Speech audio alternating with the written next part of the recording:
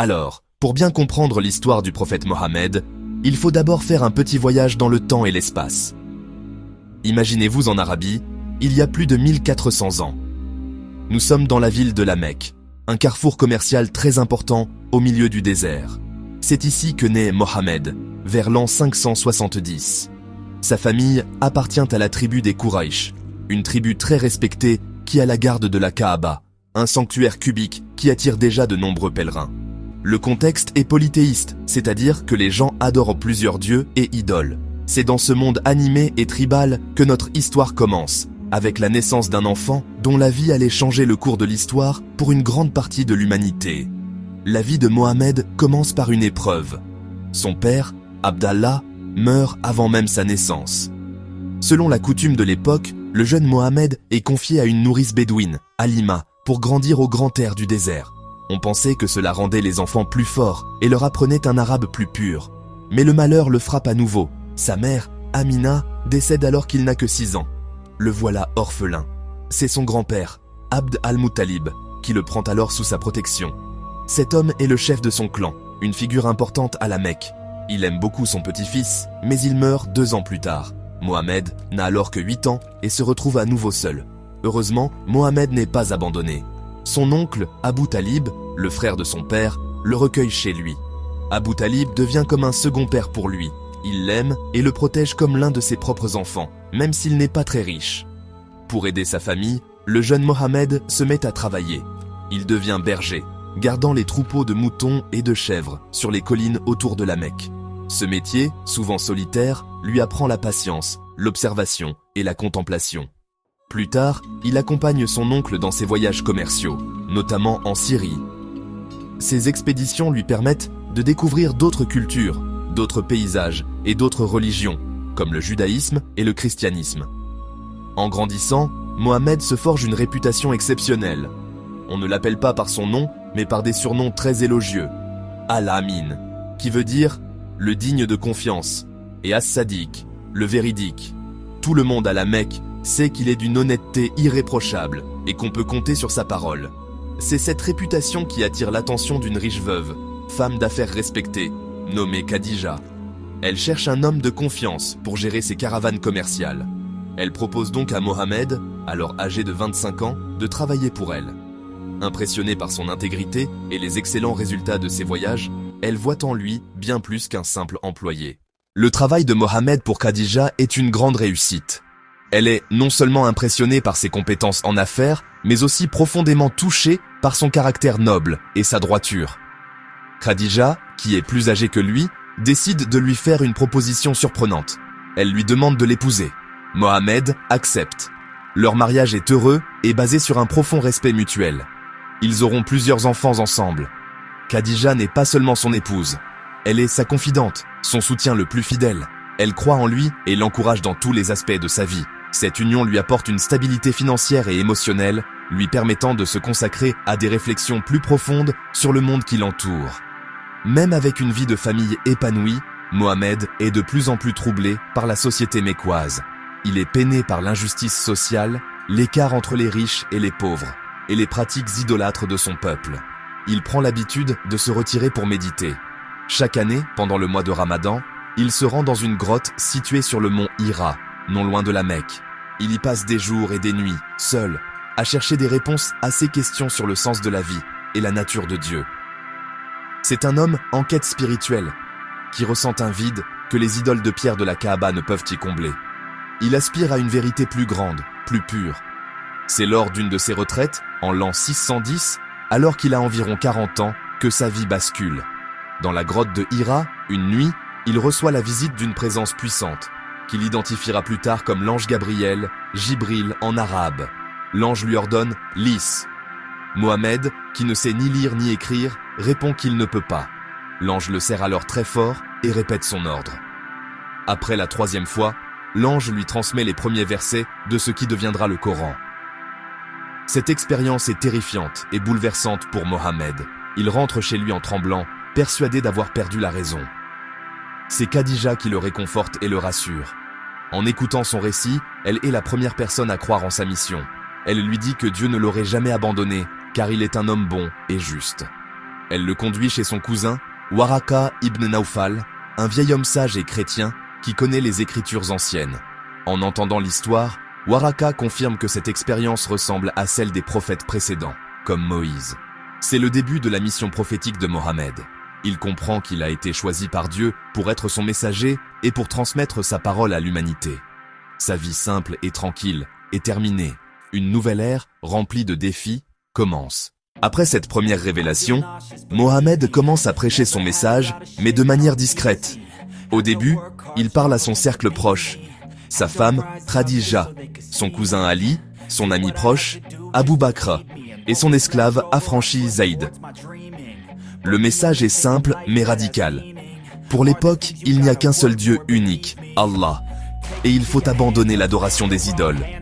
Ce message, qui deviendra l'islam, qui signifie soumission à Dieu, prône aussi la justice sociale, la générosité envers les pauvres et les orphelins, et l'égalité entre les êtres humains. Les premiers convertis sont souvent des personnes modestes des esclaves ou des jeunes qui sont attirés par ces valeurs de justice et de dignité. Pendant 3 ans, la prédication reste privée. Puis, Mohammed reçoit l'ordre divin de rendre son message public. Il se met alors à prêcher ouvertement à la Mecque, sur les places publiques et près de la Kaaba. C'est là que les difficultés commencent. Les chefs de sa propre tribu, les Quraysh, voient ce nouveau message d'un très mauvais œil. Pourquoi ? D'abord, pour des raisons économiques. Le pèlerinage autour des idoles de la Kaaba est une source de revenus et de prestige immense pour eux. L'idée d'un Dieu unique menace directement leur business. Ensuite, pour des raisons sociales, le message d'égalité de Mohammed remet en cause la hiérarchie tribale et leur pouvoir. Les persécutions deviennent alors systématiques et violentes. Les chefs de Quraysh se moquent de Mohammed, l'insultent et le traitent de fou ou de sorcier. Mais la violence la plus dure est réservée à ses disciples, surtout les plus vulnérables qui n'ont pas de clan puissant pour les protéger. Ils sont battus, torturés et on leur refuse de la nourriture et de l'eau. Certains, comme Bilal, un esclave d'origine éthiopienne, subissent des supplices terribles pour les forcer à renier leur foi. Malgré tout, la petite communauté musulmane reste soudée et sa foi ne faiblit pas. Mohammed, lui-même, est protégé par son oncle, Abu Talib, qui, bien que n'ayant pas embrassé l'islam, refuse de le livrer à ses ennemis. La situation devient intenable. En 619, Mohammed perd coup sur coup son protecteur, son oncle Abu Talib, et son soutien indéfectible, sa femme Khadija. Cette année est appelée l'année de la tristesse. Sans protection, la persécution s'intensifie. Mohammed cherche alors une nouvelle terre d'accueil. Il reçoit une invitation de la part des habitants d'une ville, située à environ 400 km au nord de la Mecque, appelée Yathrib. Après des négociations secrètes, un pacte est conclu. En 622, Mohammed ordonne à ses compagnons de quitter la Mecque par petits groupes. Lui-même partira en dernier, échappant de justesse à un complot visant à l'assassiner. Ce voyage, cette migration, s'appelle l'Hégire. C'est un événement si important qu'il marque le début du calendrier musulman. Yathrib sera rebaptisé Médine, la ville du prophète.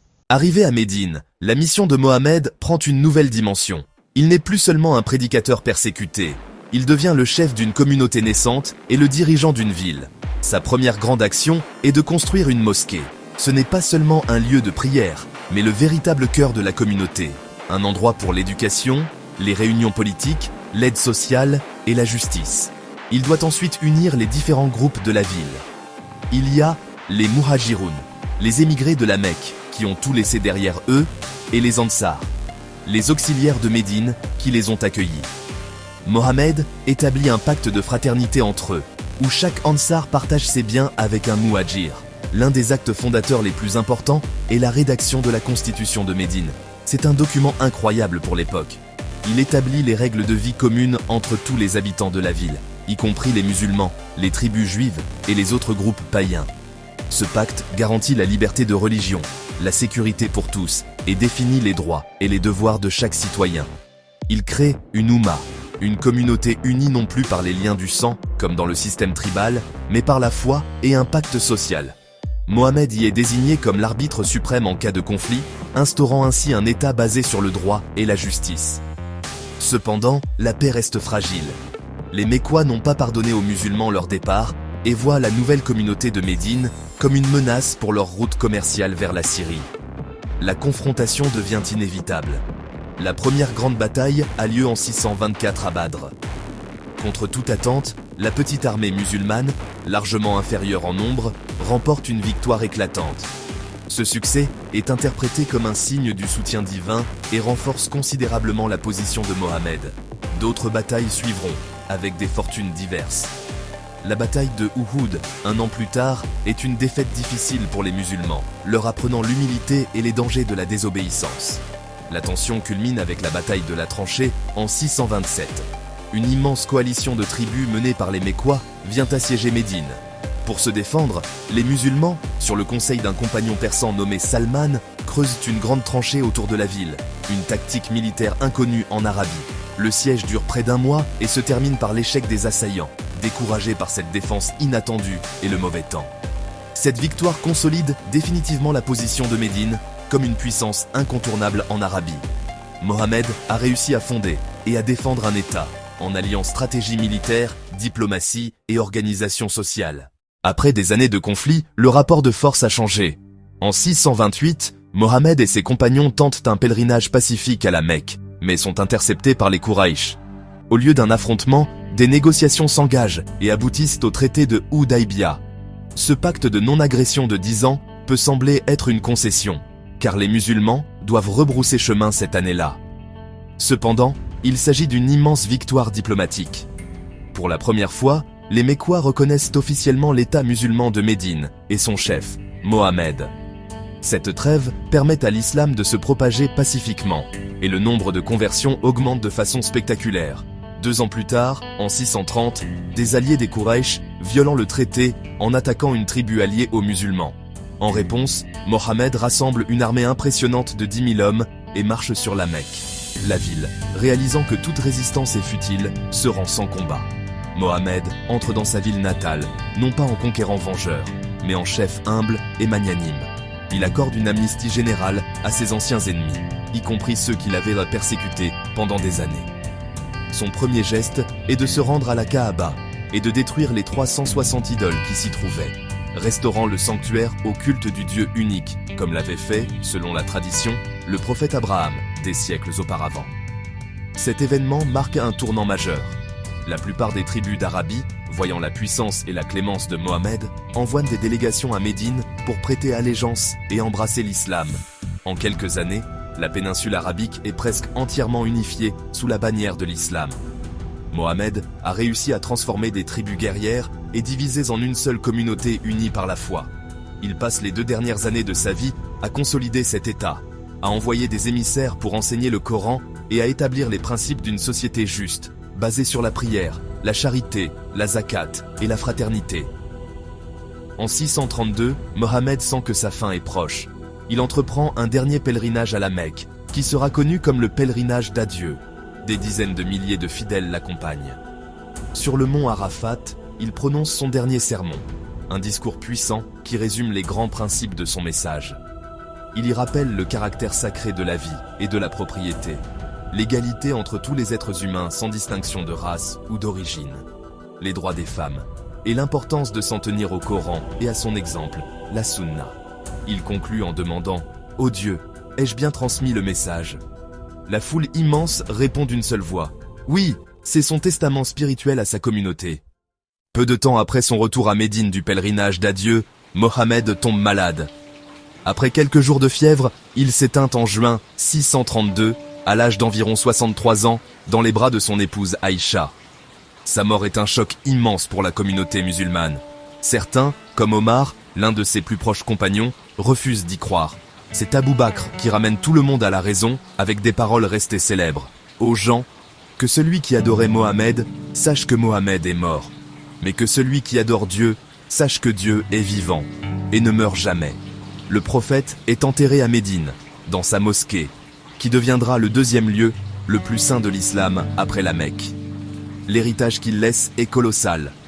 Le premier et le plus important est le Coran. Pour les musulmans, ce n'est pas la parole de Mohammed, mais la parole exacte de Dieu, révélée au prophète par l'ange Gabriel, sur une période de 23 ans. Mohammed s'assurait que chaque révélation soit immédiatement mémorisée et écrite par ses compagnons. Après sa mort, Ces fragments seront rassemblés pour former le livre sacré que nous connaissons aujourd'hui. Le deuxième pilier de son héritage est la Sunna, qui représente l'ensemble de ses paroles, de ses actes et de ses approbations. Recueillie dans des collections de récits appelés hadiths, la Sunna sert de guide pratique pour les musulmans, montrant comment appliquer les principes du Coran dans la vie de tous les jours. L'impact de Mohammed va bien au-delà des textes. En seulement 2 décennies, il a transformé une société tribale et polythéiste en une communauté monothéiste unifiée, dotée d'un État, d'une loi et d'une vision du monde. Après sa mort, ses successeurs, les califes, poursuivront son œuvre. L'islam connaîtra une expansion fulgurante, s'étendant en un siècle de l'Espagne à l'Inde et donnant naissance à une civilisation brillante qui a excellé dans les sciences, la philosophie, l'art et l'architecture. La religion qu'il a prêchée est aujourd'hui suivie par près de 2 milliards de personnes à travers le monde, ce qui en fait la 2e plus grande religion de la planète.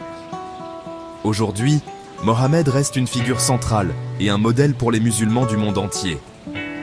Il voit en lui non seulement un prophète, mais aussi un chef d'État juste, un mari attentionné, un ami loyal et un homme d'une intégrité sans faille. Sa vie est étudiée et son exemple est invoqué pour guider les comportements personnels et collectifs. Au-delà du monde musulman, il est reconnu comme l'une des figures les plus influentes de l'histoire de l'humanité. Un homme qui a profondément et durablement façonné le cours des civilisations. Comprendre sa vie et son parcours est donc essentiel pour comprendre non seulement l'islam, mais aussi une part importante de l'histoire du monde dans lequel nous vivons.